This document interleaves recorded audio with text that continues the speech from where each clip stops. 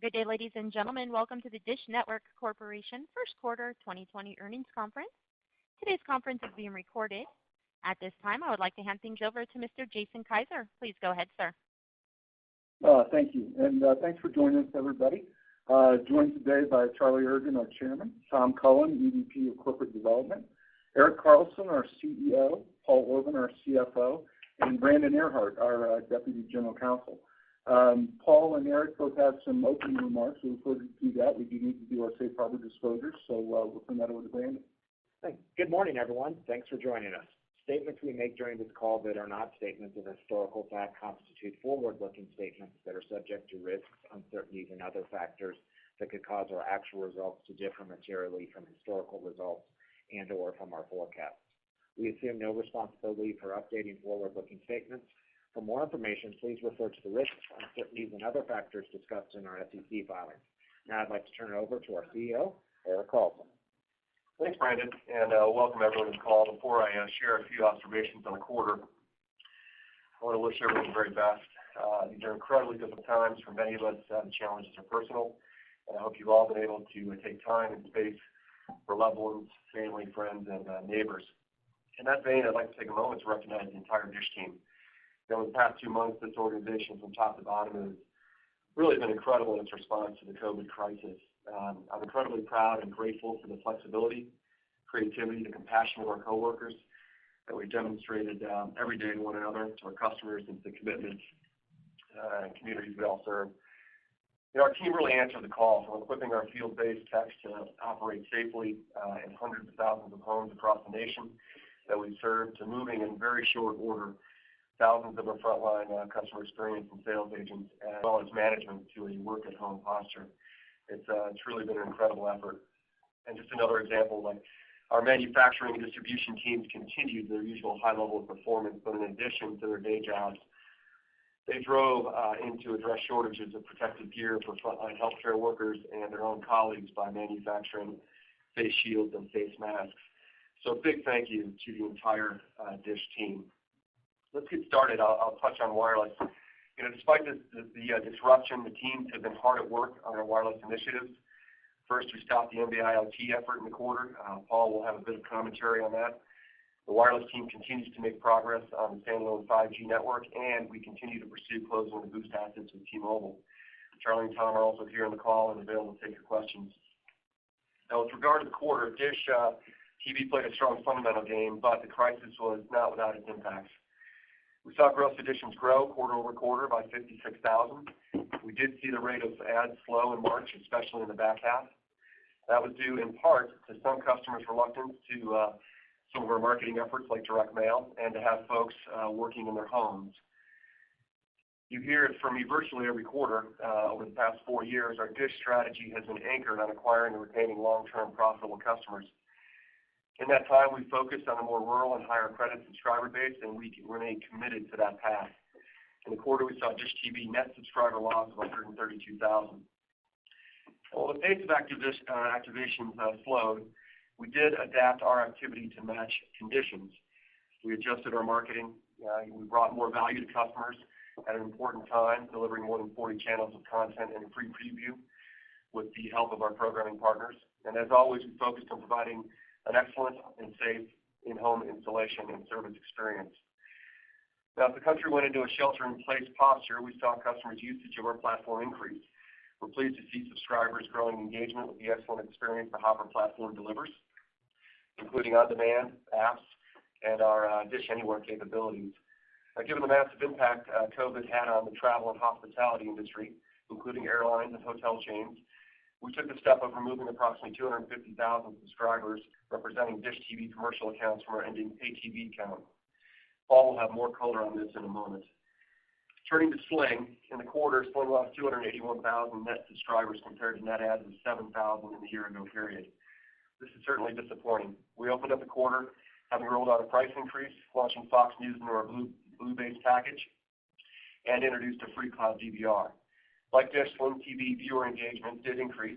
That said, while live news coverage in late February and March was up more than 100%, the loss of sports in the last part of the quarter changed the viewing equation significantly.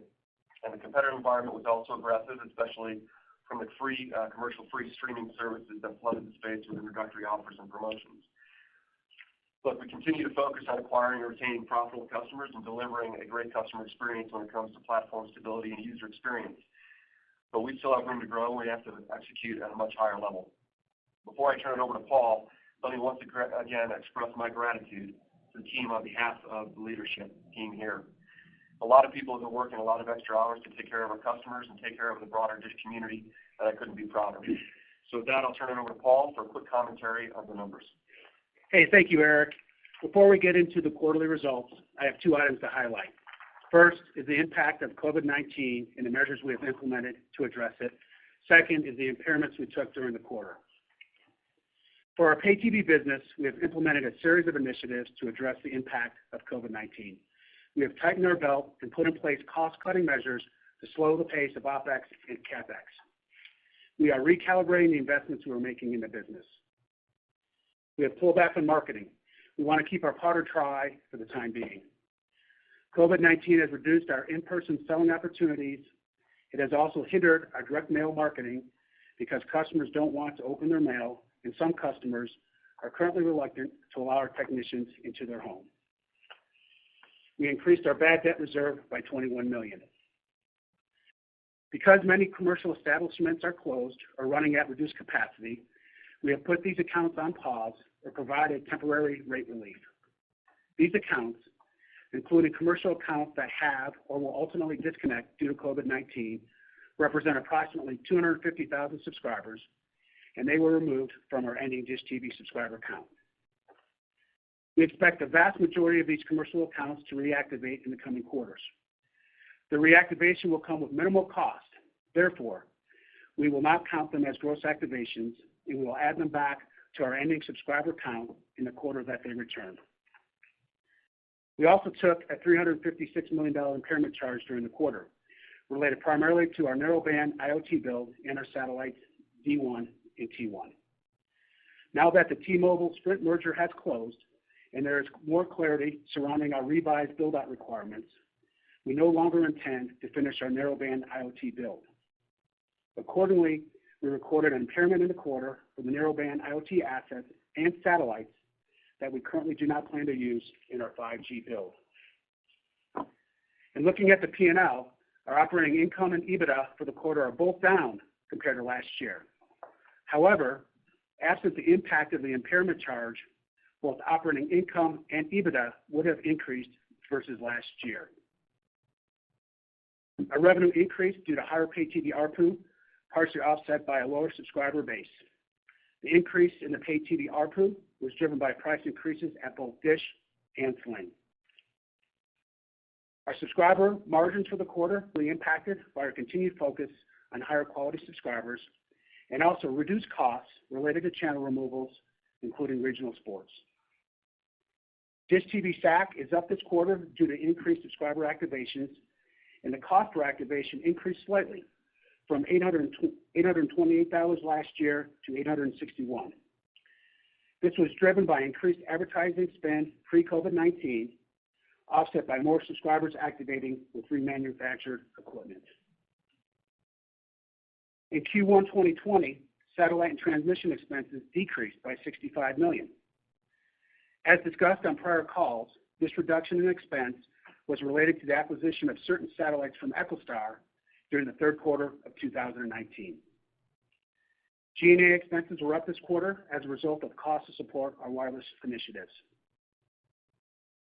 Our free cash flow of $537 million for Q1 benefited from improved operating performance and working capital.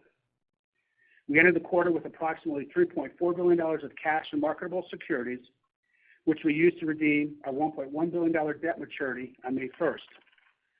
That leaves us with $2.3 billion, which will allow us to purchase Boost and fund our wireless initiatives for 2020. We still expect our 2020 wireless expenditures to be between $250 to $500 million. Given the impact of COVID-19, we may end up closer to the lower end of that range.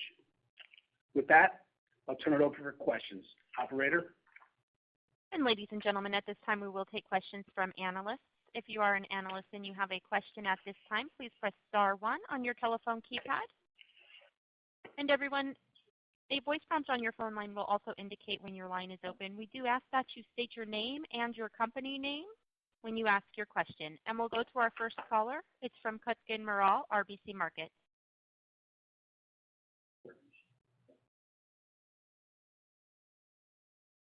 Sir, please check your mute function.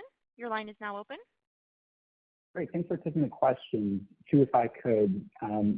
First, Charlie, on pay TV, a lot has been said over the last few weeks about sports rights payments and how there should be some sort of relief to consumers. I know there are quite a few steps required to get to this scenario, but let's just say that this happens and consumer bills come down $20 or $30 a month throughout the summer, and when sports come back on, bills go back up again. And so in what is already a challenged ecosystem, re-upping consumer bills to reflect the sports costs seems like it would be a significant churn event across the entire ecosystem. So I was just curious about how you think about the sustainability of your pay TV subscriber base should all of this play out. And then I have a brief follow-up. Yeah, I think I heard that question. I think it was about sports and how it's going to play out in the ecosystem. Well, first of all, the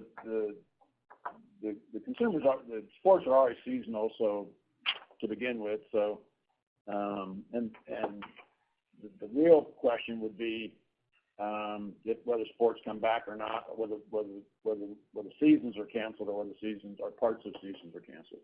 The second question would be whether the content owners get reprieve from the leagues directly or indirectly, and then if they did, would they pass that on to the distribution network?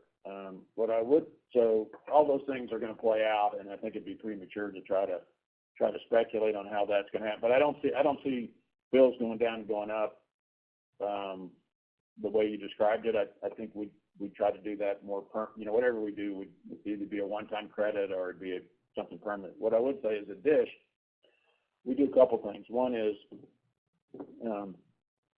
first of all, we fought really hard for our consumers that they have more flexibility in how they can actually subscribe for us. So a lot of our customers, like regional sports, for example, they're not required to take regional sports if they can take a lesser package that doesn't have regional sports in it. So if regional sports lost the sports, they could downgrade that when we make that pretty easy to do. The second thing I would say is that the extent that the content owners credit us, we'll pass that on to consumers. So, and I will say we'll work with our distribution packages customers, because at this point, the league like the NBA hasn't been canceled, season hasn't been canceled, so they're not really in a position probably to make a determination there. The one place that maybe is worthy of discussion today is on the NCAA tournament, where CBS and the Turner networks may be in discussions, and maybe there's some things that have happened within that realm. But we'll just stay tuned like everybody else. But certainly anything, it starts with the league. Do they somehow give credits to the network, to the ESPN and the networks and so forth, and then do they give credit to us, and then we will pass it on. Absent that, that's hard to do. Understood. Great. Thank you. And if I could, I'm going to hand it off to my colleague, Jonathan Mackin, for a follow-up. Yeah, thanks very much. I'm just interested in where you stand on the 5G network planning. As you kind of evaluate the potential Sprint sites that you could utilize, and where things stand on that, and the pros and cons of taking over some of those leases, signing new ones of your own. I imagine there's a trade-off in terms of cost versus speed on air, but how are you thinking about that, and where do things stand currently? This is Tom. I think it's a little too early in the process for that. The first step is we need to close on Boost. Once we close on Boost, that initiates the consent decree requirements. And so, as you probably know from the order, the obligation for them to give us visibility to decommissioned sites would not commence until after we closed on Boost. That being said, our deployment team is already doing RF planning, and we're far down the road with our tower company discussions. So the deployment planning has begun on our side, but it's not dependent on the decommissioned sites at this point. And when would you anticipate then getting equipment, up and on air and activated under either scenario? Well, you've probably seen that we announced a deal with Mavenir as the first vendor selection. Mark continues to work on the architecture and further vendor selection, so I would anticipate more of those announcements in the third quarter. And then, we'll share our deployment plans once those are formalized, likely on the next call. Thank you. Our next question will come from David Barden, Bank of America. Hey guys, thanks for taking the question. Appreciate it. Charlie, I think last quarter we talked about Rakuten and the Open RAN architecture, which Mavenir is your software vendor now for. It's kind of the first RFP awarded. You talked about how you would be able to kind of get some learnings from them being out in front on this kind of new architecture, slings and arrows in the back, I think you said. They've launched now for months. I was wondering if you've had any kind of incremental contact, with them about their learnings and kind of why you chose to go the Mavenir route rather than some other route from an Open RAN software vendor. Thanks. Yeah. So yes, we have continual discussions with Rakuten. We certainly share thought process and learnings. I wouldn't speak for the. I'm not in Tokyo today, so I can't speak to all the results. They certainly will do that as a public company. But the Mavenir met. We're negotiating with a lot of people. Mavenir is the first company really that met the kind of guidelines that we needed. They by no means will be the only vendor that we use, and there's certainly room for as you get into virtualized network, there's a lot of parts that can be interchangeable, and certainly we would expect that there's other people in the space in our network. Got it. And if I could ask a follow-up, which is, I think that there's been a lot of concern about the lack of movement on some kind of funding visibility for the build. I think that it's probably a mistake to look at it as a monolithic $10 billion thing where you need to have $10 billion in the bank today. Could you kind of talk about, what your comfort level is with your access to the bank financial markets, your access to other funding markets to kind of support the plans that we're talking about? Yeah, well, we look at what our funding needs are, and then we look at where the marketplace is, and we try to be opportunistic. And obviously, the market's not particularly opportunistic today. Number one, and number two, we don't have a funding need today in the short term. So, let me give you a little bit. What we have done is over the last 13 months, we've paid down $2.5 billion of debt, and we raised $1 billion of equity. So it's not like we're not standing still. That $10 billion now is $9 billion because we raised $1 billion of equity. So, in terms of things we have to do. So, and we continue to obviously generate a fair amount of cash flow. So, I guess let's put the math. We have $900 million of cash in the balance sheet at the end of the quarter. I think you can anticipate that we're positive cash flow. We're going to spend $1 billion to purchase Boost, and I think I heard Paul say we're probably in the low end of the $250 to $500 million CapEx expense for this year. So you can see that we get into this time next year before we have a funding requirement due to the next debt payment. So, a lot of stuff's going to happen between now and then, and we're focused on that. And the funding part is not probably the thing that's keeping us up at night at this point. Certainly the things we don't control, like a potential the COVID crisis, that not where it is today, but where it might go. That probably does keep us up because that's the fear of the unknown. But where it is today, we're we feel like we can manage through that. So that's kind of where we are on that. Thanks, guys. Well, it's off the answer, but I think, internally, we're able to see this maybe a little bit better than people on the outside. But if you look at where we were a year ago and where we are today, it's been one of the most productive years I've ever been. This is my 40th year. This has been one of the most productive years at Dish.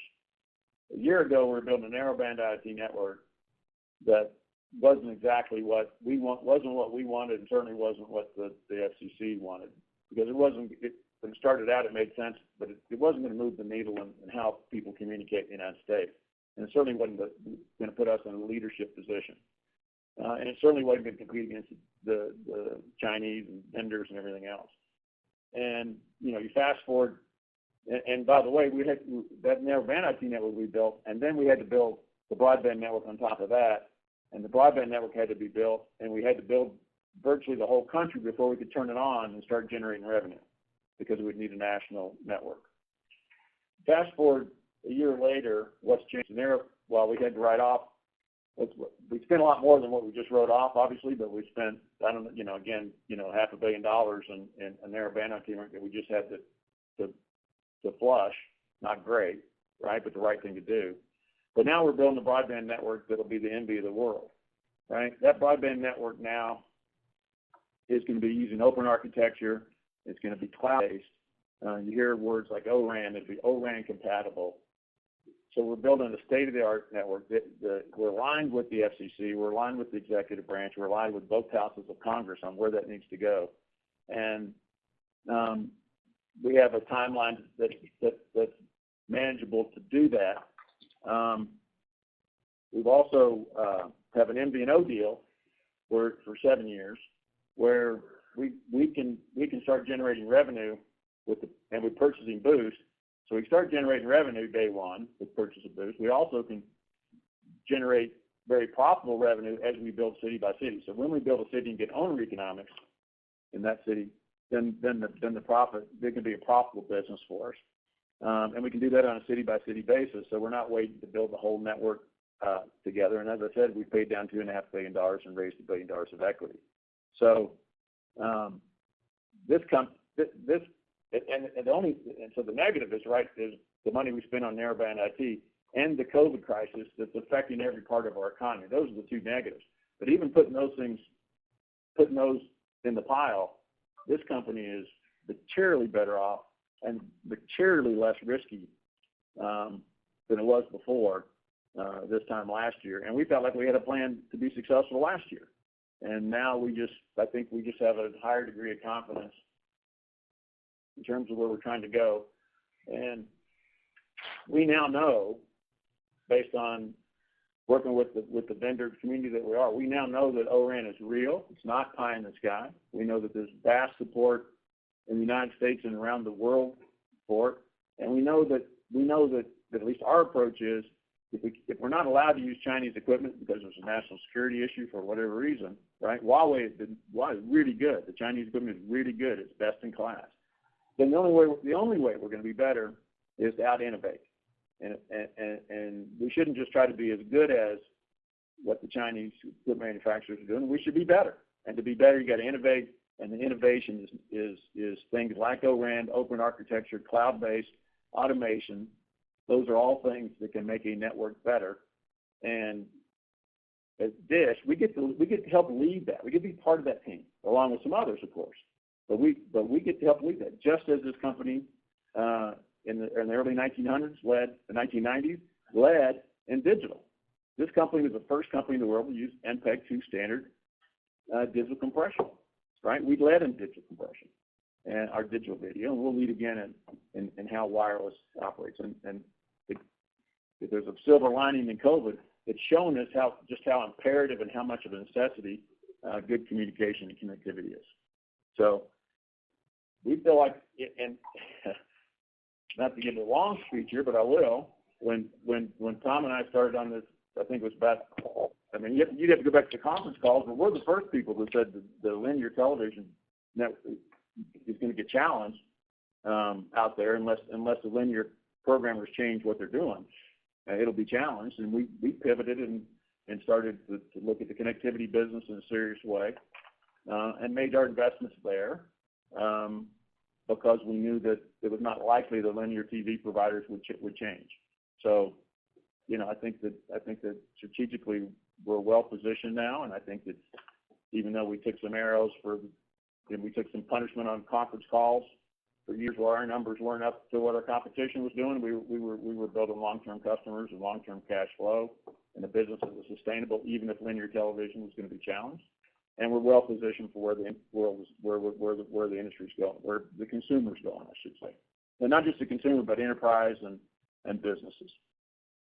That was a long answer. That's awesome. Thanks, Charlie. Really appreciate it. Our next question will come from Jonathan Chaplin, News Street. Thanks, guys. I'm wondering if you said in the past that before you go out and raise capital, you would lock in an anchor tenant. You need to know who you're building the network for before you raise capital. When do you think we'll get an announcement on who the partner or partners that are going to be the first users of the network would be? And then the second question I had was around the 600 megahertz that T-Mobile's borrowing at the moment. In the merger agreement, it was contemplated that they would lease that spectrum for you, but you hadn't completed the negotiations by the time the deal needed to be announced. What's the status of those negotiations? Thanks. Yeah, let me start with the 600 megahertz piece. So you're correct that the consent decree did require that the companies negotiate in good faith and that T-Mobile lease all or some of the 600 megahertz spectrum. Those negotiations have gone on for a bit of time, and that's now both companies have presented to the Justice Department, and the Justice Department will make a decision as to what the definition of all of some, what the length of any lease would be, and what the payment would be. So we would expect to know that in the near term, whether there is going to be a lease, and if so, what it might be. Clearly, T-Mobile, based on their advertising, we made it available to T-Mobile during the initial stages of the crisis for free.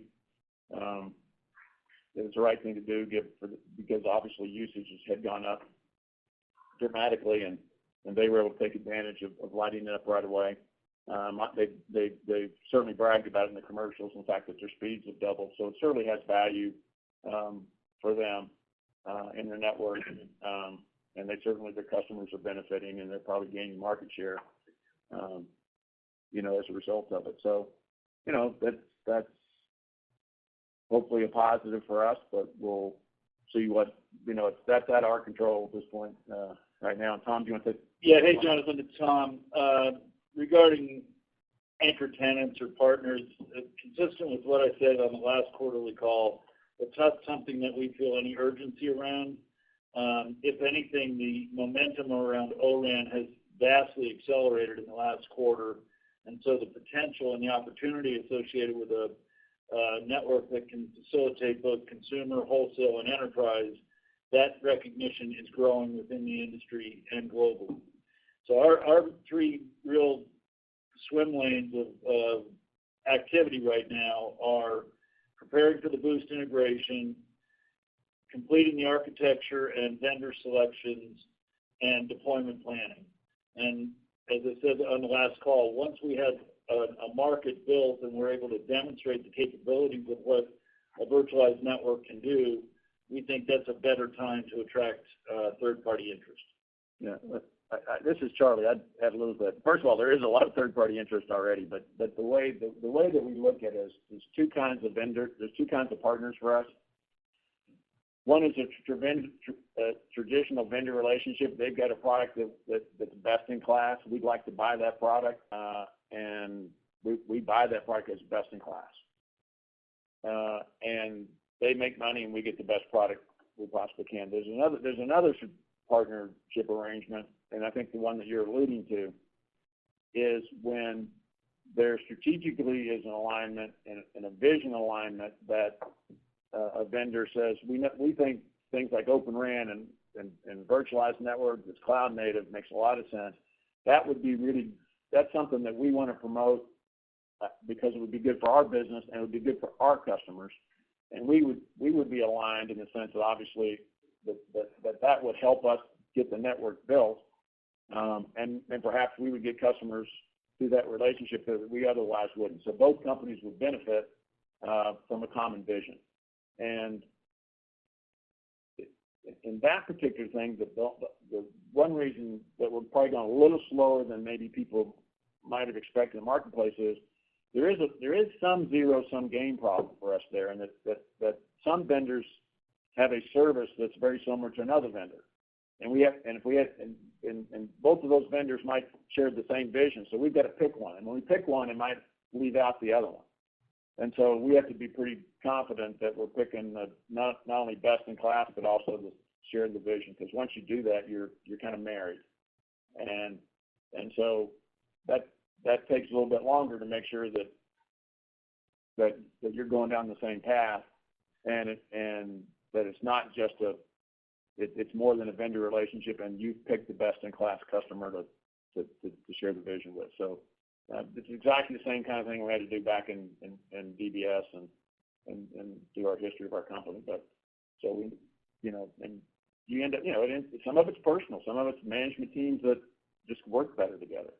Or some of it's known somebody longer, or sometimes it's somebody was more aggressive on the pricing, but they're just as good as somebody else. So it's a lot of factors there.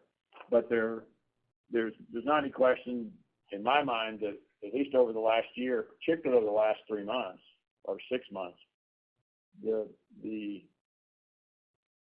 momentum for the kind of things that we're trying to do are clearly recognized outside of Wall Street and the analyst community. It's clearly recognized for the people who know what a modern network should look like, and it's starting to be recognized internationally now, and it's certainly recognized now by the regulators and the legislative and executive branch of the United States. So that's been a marked difference, say, than 6 months ago. So again, I think we're on the leading edge of that in terms of thought process. We're certainly on the leading edge of that in terms of our ability to do it.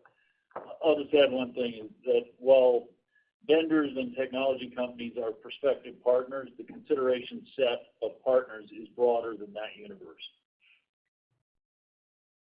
Great. Thank you, guys. Next up, we'll hear from Doug Mitchelson, Credit Plus. Oh, thanks so much. Charlie, we've heard you talk a lot about the advantages of the network you're building. Any chance you sort of calculated and want to share what the cost per bit advantage will be versus the traditional networks that are out there? And as part of that, I think when I've listened to these calls the last few years, I sort of had an expectation that you were headed more towards the wholesale path with your wireless network build out and wireless operations. And today, talked a lot more about sort of retail and making money from the get-go with the MVNO. What are you thinking about retail versus wholesale in terms of where you're going to end up when we look out a few years? And one more after that. Thank you. Yeah, so the second part first, we've always thought the wholesale model was the one we focused on the most, but with the opportunity for the MVNO deal and Boost, that we're thrust into the retail business the way we didn't expect. So that'll be that's both a positive and a negative, but we have to manage, Boost, prudently, and we have to prepare for competing against 3 pretty entrenched incumbents, and we have to do that in a profitable way long term. So we think we can do that. So we think that the way I would look at it is that our retail business will just be a slice of our network, and that wholesale part of our network still is a slice. So if it's a smart city, that's a slice for that smart city, and Dish Retail is just a slice of that network. So we kind of got, we kind of got an added thing that we didn't think, we got a cherry on top that we didn't think we were going to get, or we didn't have plans for. What was the first part of the question? Cost of bit. Cost of bit. Yeah, I would say it this way, because until we have all the cost in from all the vendors and we start building, I don't know that but we know enough to know it'll be materially less expensive than a cost per bit today. We know it'll be materially expensive to operate because we'll be able to use a lot more automation than people can do today. So we know that, and from a business perspective, again, I went to the University of Tennessee, so, and you know, I wasn't the smartest guy, but the one thing I did figure out that are we still on? Are we still on? I can hear you. Yes. Okay. I can hear you. We can sort of, the one thing is what you really look from a macro point of view is, can you build a better product that's less expensive? And if you can do that, you can be a very successful business. You can build a better product that's less expensive. You may be able to stay in business if you build a better product that's more expensive. Certainly, you know, Mercedes car was cheaper than a Chevrolet Chevette. They stayed in business. But if you build a cheaper car that's better, then you're going to gain market share. And there's no question in our mind, we are going to build a better network that's less expensive to operate and more flexible. So therefore, we think that will be materially less cost per bit, but it's more than just cost per bit. It's going to be more flexible in terms of how the network is architected. It's Netflix versus Blockbuster, right? So that leads to the second question, which is this $10 billion number. You've had that out there for a while, and it sort of stuck out there. I think there's a pretty healthy debate among investors as to, you know, how much eventually this will all cost to build out. Are you able to share with us at all, what does that $10 billion, you know, get you? Does that get you to your regulatory required build out? Does it get you to a, you know, any kind of coverage and any sense of what that $10 billion, you know, gets you to would be helpful. Thank you. It essentially gets us to scale nationwide coverage, which is materially more coverage than the network. So the $10 billion is not to meet the FCC regulatory, but it's to build a network that can be competitive. All right. So that's helpful. Thank you. That's not, you know, we haven't done a good job of presenting that and articulating that. So you're asking a really good question, and I think people think it's $10 billion just to get the milestone for the FCC, but it's really beyond that, right? That doesn't include spectrum purchases. It doesn't include, you know, a millimeter wave build out and those kind of things, you know. But it includes that total macro layer that's competitive in the United States. Well beyond the FCC requirement. Got it. Thank you. Our next question comes from Walter Piecyk, Lightshed.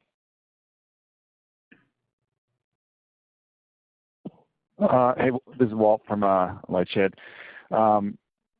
Charlie, do you expect to still launch a 5G network? Well, I think you had mentioned at trial you'd hit one network by year end, and then also on the network side, you know, Verizon, in addition to T-Mobile, has been using your spectrum for free during the kind of current situation.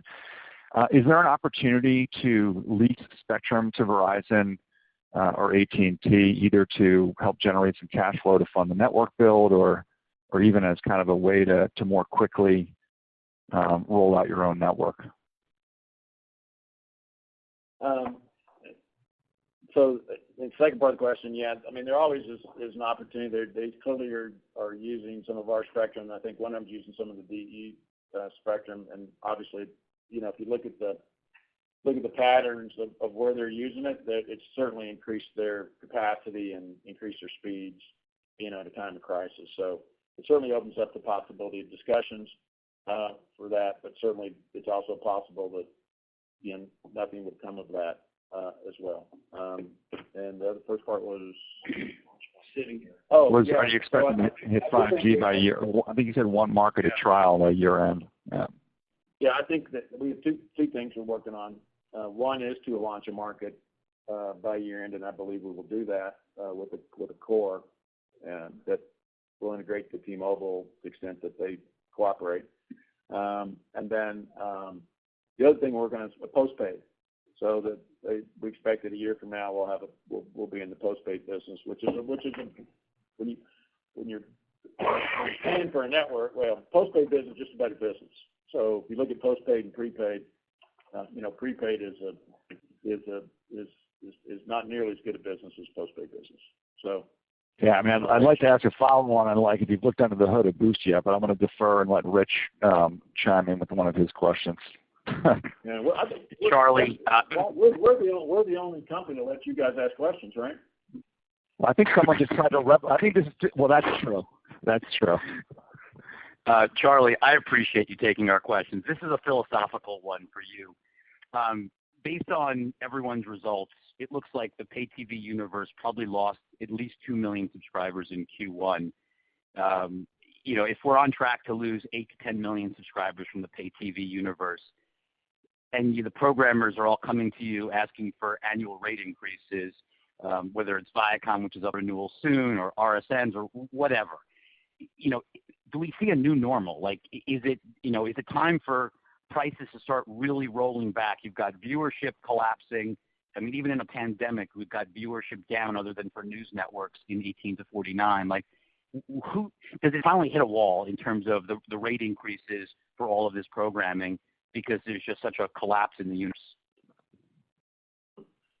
Well, a logical person would say the answer to that's yes. That there is that if your ratings are down and that you're not going to, then people are watching less hours of your programming, you're not going to be able to get more revenue for it. But it's much broader than that. It's not just about that, but the product itself, from a consumer point of view, isn't good enough. And so, and everybody on this call probably had television in the last 8 weeks, and everybody that I see that I just watch human nature. They're going to Disney Plus or Netflix or Amazon because there's not commercials, and because you can binge view something, or you can watch it whenever you want to, or you can watch it on any device because it's an app. So TV's become an app without commercials, and even if there are commercials, it's a lighter load. And you compare that linear TV where you might have 16, 17 minutes of commercial time during an hour's show. It might be a really good show, but it's painful, right? Once you've seen something without commercials, and then the second, so that ad load needs to change and be different. And then if you want to binge something, you got to push a bunch of buttons to watch the next show, as opposed to sit there for 8 seconds and watch something. So the user experience has to be better. And the final thing is that a lot of people's programming.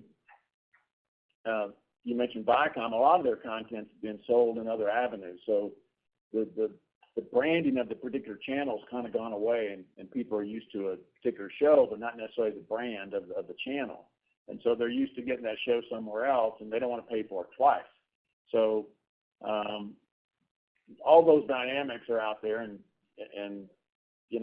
the way we approach every negotiation is, here's how much value your station or your broadcast or your content is to our customers, because here's how much they watch of it, and here's how much the cost per hour is, and we do all that analysis in real time, and we have a dozen years of history of that, and we can see those trends and see kind of what consumers, right? And so obviously regional sports became the most expensive thing in our portfolio that customers didn't, under the gross generalization, customers didn't see the value in it, at least what was it, and certainly 100% of people didn't watch them. A very small minority watched the regional sports. So that made for tough negotiations once they went down, right? But others, aren't maybe as egregious, but they have similar issues. Yet they have budget. Most programmers come in and say, well, you paid this much last year, we want an increase. There's no logic, there's no math behind it. It's just that's what we need to make our budget. I mean, the argument is we need that to make our budget. That's the argument. Right. And those people. Right, but who cares about what their budget is? I mean, I look at FX. FX is telling you to go to Hulu now to watch their programming, not to go to Dish. And so that's what's going to happen. That's what's going to happen, right? So let's fast forward, right? And we talked about this years ago with Netflix when one of the programmers sold all their stuff to Netflix for $25 million a year, and we pointed out that you're going to create a monster, right? That's going to get leverage over you. If you're in the content, they're going to get leverage, and then they're going to become a competitor. And the same. So now If you're going to YouTube and Hulu, and yeah, you might be getting some pretty decent rates today, but the next negotiation, they're going to own you, right? If linear TV, if the other distributors aren't out there, they're going to own you, right? And that's what's getting created. So Erik might talk to this. As a result of those things and those trends, which sometimes you guys have correctly pointed out, I think we see similar things, some things a little different. Erik, maybe you talk about what our strategy's been for the last several years and how we counterbalance that. Sure, Charlie. Rich, how are you doing? Hope things are well. I've been pretty consistent in the comments on the call and our approach, especially on the linear side of the business, just to really target customers who, one, still find value in linear TV, and two, have less of an opportunity to, may have densified broadband or go to, one of the OTT type providers. So look, our strategy has been to look at rural America, has been to focus on high credit quality customers that find value in linear TV, find value in skipping commercials, find value in all the things that the Hopper platform brings, and try to insulate ourselves a little bit or mitigate some of the decline. Now, go ahead, Gerald. Yeah, I was going to say, we've built value into the Hopper platform in a way that's beyond linear TV. And so you can get Netflix, you can get Amazon, you can get YouTube from our platform, but you also can search. And so something might be on Dish, and it might be $3.99, it might be free on Netflix. It'll show you Netflix for free. So we put the customer first and say, here's your best value. And so this is me. I find personally that I still by far love the Hopper experience better than any OTT experience, because I can record everything I want to record and keep it as long as I want. I can skip commercials if I want to. If I forget to record something, it's already recorded for me if it's in prime time. So there's features set there, and when me and my family want to watch Netflix or one of the OTT apps, we're easily able to do it without having all of our TV sets, without having to do anything, and I can do it with my voice, right? And so, I think to Erik and his team's credit, that's going to continue to pay dividends for us. Thank you. Up next, we'll hear from Philip Cusick, J.P. Morgan. Hey guys, thanks. Charlie, from your earlier comment, is it fair to say that you have the choice of partners to work with at this point, especially on the strategic side? And is there a trigger at which point you have to make that decision? Maybe it's the start of construction or an auction or something like that. Thanks. Well, I can only go on experience, but my experience has been that everybody kind of moves, and you end up with three kinds of companies, right? And you end with one that want to lead and if they can lead, they get to help make the rules. And you end up with some fast followers, and you end up with some stragglers, right? Who, maybe don't even get to play in the game. Same thing's going to happen with us. Is we believe we're leading, and we believe that there'll be some companies that want to lead and help make the rules, and those are likely where we share a common vision, and that pace will be different, right? A simple example would be, you saw a Facebook announcement in Geo in India that Facebook has said we're going to jump in and help make some of the rules and how commerce is done in India, right?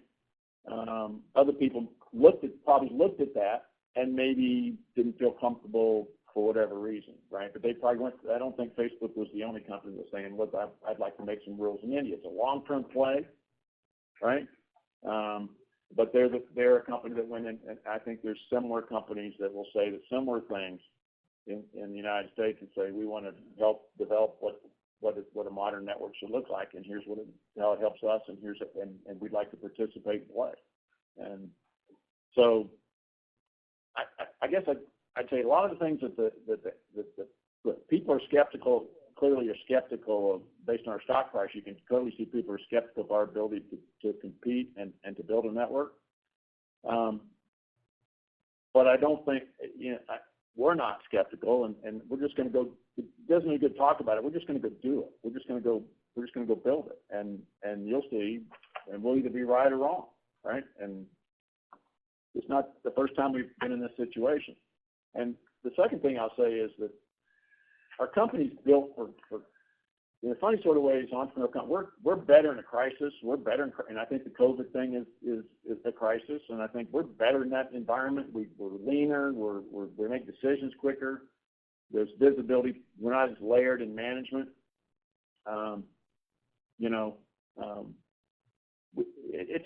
It's the environment that at least personally I feel more comfortable in, and it's where I think we've excelled as a company, and I think it's where we have made the most creative times in the marketplace for us. Take Scrambling back in 1986, where our business went to zero overnight. We came back the next year and doubled our business and doubled again and doubled again and doubled again because we had a plan, long-term plan, and we make sound decisions and move quickly. And I think those are the things that we challenge Erik and his team every day to make sure we have long-term plans, and they're good, and they're in a funny sort of way, the market's moving that way, and then we just got to move quick and execute. And if we do that, we're going to be a much bigger company and a much more profitable company, and we'll gain market share in a place where, in an economic situation where a lot of companies are going to struggle. Now, and if we don't do that, we'll be one of those struggling companies, and the skeptics will be right. So, all right, operator, we have time for one more analyst question. Thank you, sir. We will now take our final question from the analyst community. Members of the media on the call, please press star 1 now to enter the queue to ask a question. We will begin the media portion of this call following the answer to this final analyst question. And our final analyst question comes from Kannan Venkateshwar, Barclays. Thank you. Charlie, when you think about the $10 billion number that you put out, I mean, based on some of the comments you've made, looks like that's largely CapEx. But as you go into the retail business, there's also going to be operating losses in the first few years as you scale the business up. When you think about the total funding need overall beyond just the build-out, how should we think about the scaling of your total capital requirements maybe over the next 3 or 4 years? Thanks. Well, a couple things. I mean, I think that there's two things that could require additional funding, right? Potentially, but one is if you're in spectrum purchases, and there's certainly auctions coming up. The second would be, I think if you enter the retail business and you have losses, I think is what you said. Those would certainly require. So, a couple things. One is,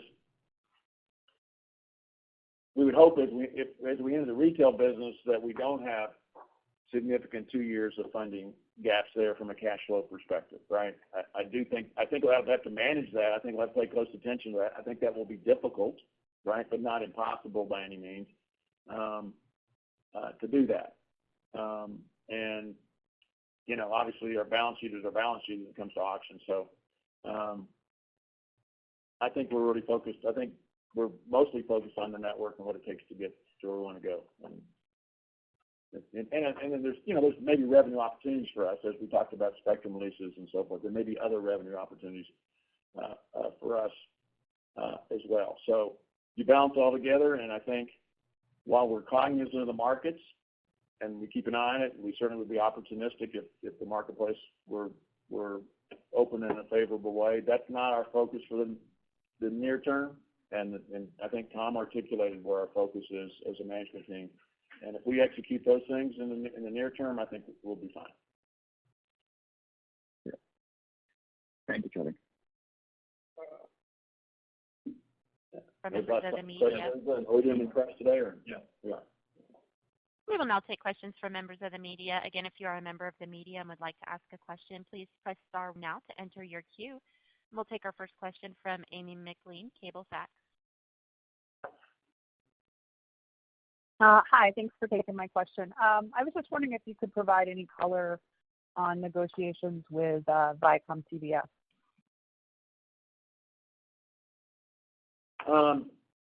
Not really. Not really. I mean, we tend to keep our negotiations private, and they've been a long-term valued vendor for us. Reality is that, certainly a lot of their content is available from other sources than that people are already paying for, and obviously from a ratings perspective or viewership perspective, they've had declines over the last several years. And, a lot of their investment has gone into Pluto now, and that's free. So we hope we get there with the transaction, because I said they're long term. They helped build this company. We like the company a lot personally, but there's a reality out there of where the market is, and it's probably not the same as it was, in years past.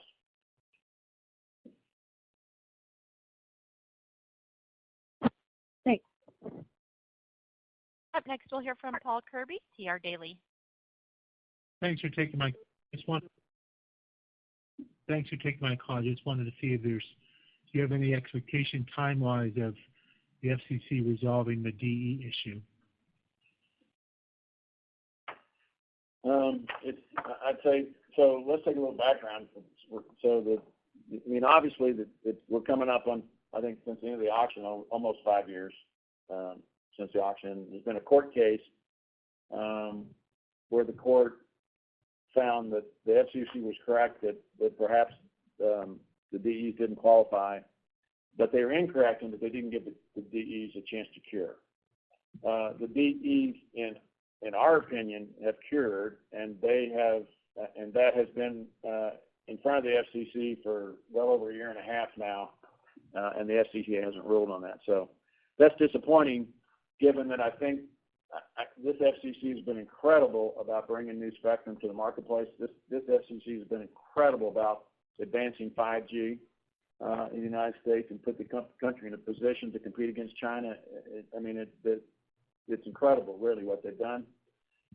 It's disappointing that the one thing that affects Dish in a big way, potentially, hasn't been ruled on yet. And as management, you always want certainty, right? And we have uncertainty, which makes it tougher to manage the business. So we would encourage the FCC to make a ruling on that, and then more importantly, maybe, is that some of the spectrum the DEs and Dish paid a penalty on, and that could get resolved. It could get used a lot faster and be put into business plans, particularly as we are designing our network, where we have this big question mark out there. What do we do with the AWS-3 spectrum out there? So it's a bit frustrating, but we hope in the national interest that at least we get a ruling on that.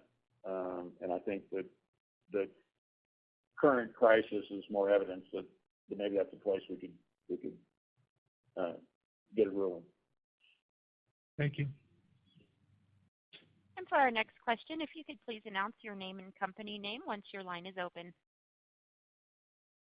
And your line is open. Yeah, hi, this is Drew from the Wall Street Journal, Drew Fitzgerald. I think there was a technical difficulty earlier. So apologies if this has been answered before, but first, I'm just curious about where you see in general most of the impasse in negotiations over rights to sports content being. Have any of the leagues waived fees or even refunded some of what their programmers owed them, given the fact that there are no games on right now? Or is the issue more between the programmers and distributors?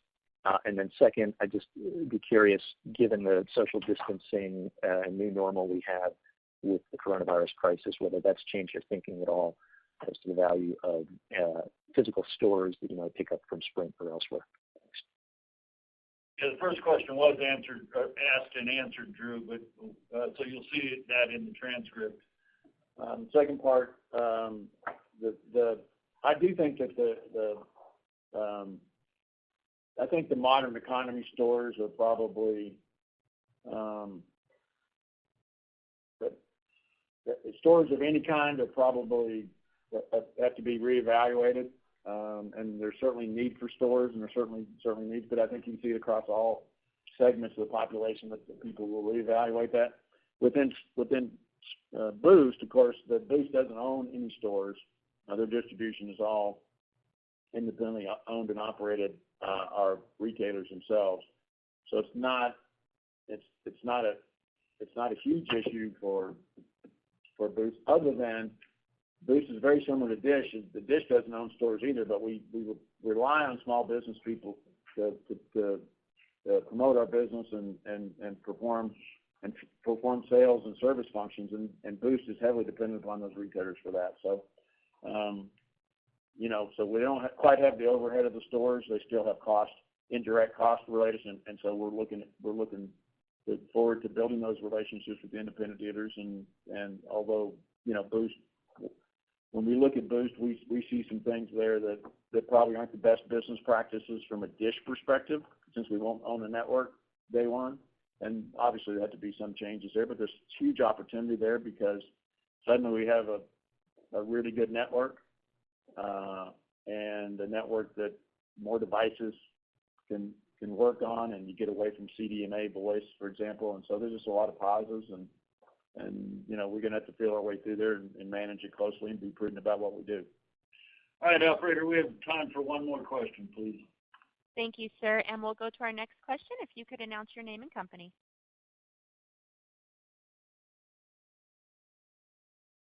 Oh, great. Thanks. It's Scott Moritz from Bloomberg. Charlie, on wireless, what kind of timeline are we looking at in terms of closing the Boost deal, maybe changing the name if that's in the works, and then selling your first phones? Well, as you probably were in the consent decree. First of all, we probably, most likely because of accounting and everything, we'd close on the first of the month. So that should lead. And then the second thing is, per the consent decree, there's certain things that have to happen before closing can happen. That's probably one of the biggest ones, as an example, is cross-provisioning, so that when we own Boost, that our customers we can provision all our customers and new customers on the T-Mobile network, because we don't want to go back and new and existing. We don't necessarily want to go back, and we don't want to necessarily put people on the Sprint network and then have to go back and switch them later, and the cost to switch them later to the T-Mobile network. And obviously, every time you switch a customer, you have excess churn. So we want to be able to be just competitive with Metro and T-Mobile. If a device can be provisioned on T-Mobile or Metro, we want to be able to that Boost can do the same thing. So that condition hasn't been met yet. So June 1st would be the earliest but it could be July 1st if that condition can't met. So that's kind of a time frame that we're looking at today. All right, everyone, thank you for your time and interest, and we'll talk to you next quarter. Once again, ladies and gentlemen, that does conclude today's conference. We would like to thank you all for your participation today. You may now disconnect.